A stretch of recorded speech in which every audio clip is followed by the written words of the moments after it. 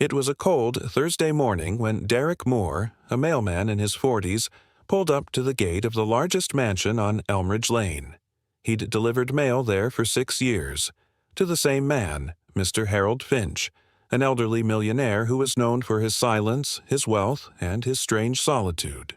Usually, Mr. Finch waited by the porch, impeccably dressed in pressed slacks and a crisp sweater, a small smile hidden beneath years of loneliness.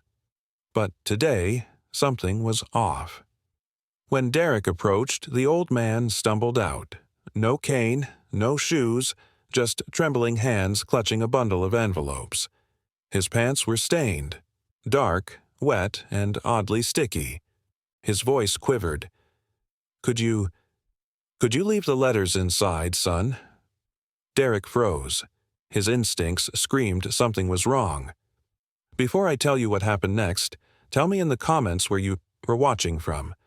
I love knowing who's listening." As Derrick stepped closer, he noticed the old man's eyes, distant and unfocused, like he wasn't fully there. "Mr. Finch, are you okay?" Derrick asked gently, but Finch just shook his head and tried to turn back toward the house. That S, when Derrick saw it, a faint trail of red drops leading from the porch to the front door. Blood. His pulse quickened. The gate behind him clicked shut as a cold wind moved through the trees. "Sir," Derrick said more firmly, "I'm calling for help." Finch tried to wave him off. "No. No hospitals. Please." His voice cracked into a whisper. But Derrick wasn't convinced. He took a step toward the open doorway, and what he saw inside turned his stomach. The mansion, usually pristine, was in shambles. A toppled lamp, shattered glass, overturned furniture, and near the fireplace, another stain. Larger, deeper. Derrick's training as a first responder kicked in. He reached for his phone, but his fingers trembled. Then, from the back hallway came a sound. A faint, desperate whimper. Someone else was there. "Hello?" Derrick called out, voice low, careful. No answer, just a muffled cry. He followed the sound until he reached the study where an elderly woman, frail, barely conscious, was tied to a chair. Her mouth gagged, her face pale. Mrs. Finch. In that instant, everything clicked. The stains on Harold S. pants weren't his own. He'd tried to help her.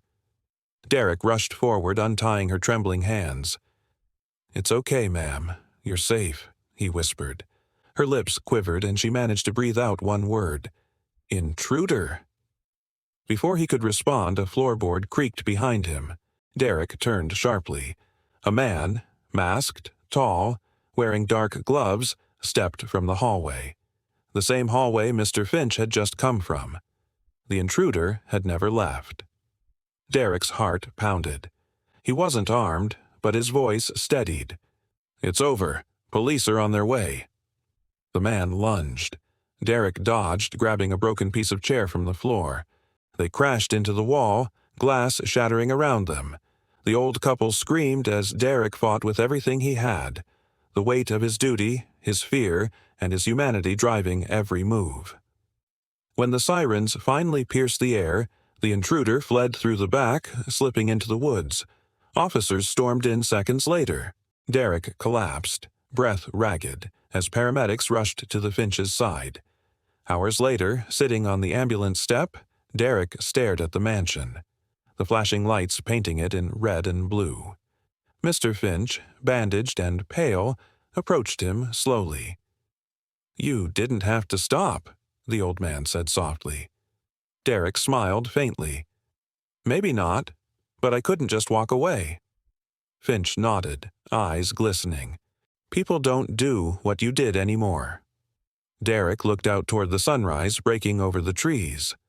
"Then maybe we should start." Weeks later, the Finches invited him back, not as a mailman, but as a friend. The house was repaired, the blood washed away, but something beautiful lingered. Connection. Because what began as a routine delivery became something deeper. A reminder that the smallest act of awareness, of courage, can change the course of someone's life. Derrick didn't wear medals or uniforms, but that day he carried something rarer: heart. Because real heroes don't wait for recognition. They just notice what others ignore. And sometimes noticing saves a life. If this story touched you, share it with someone who needs faith in simple kindness again. Subscribe to Whispered Words for more powerful emotional stories that remind us of the humanity still left in this world. Strong CTR line. Because courage isn't about being fearless. It is about refusing to walk away when someone needs you most.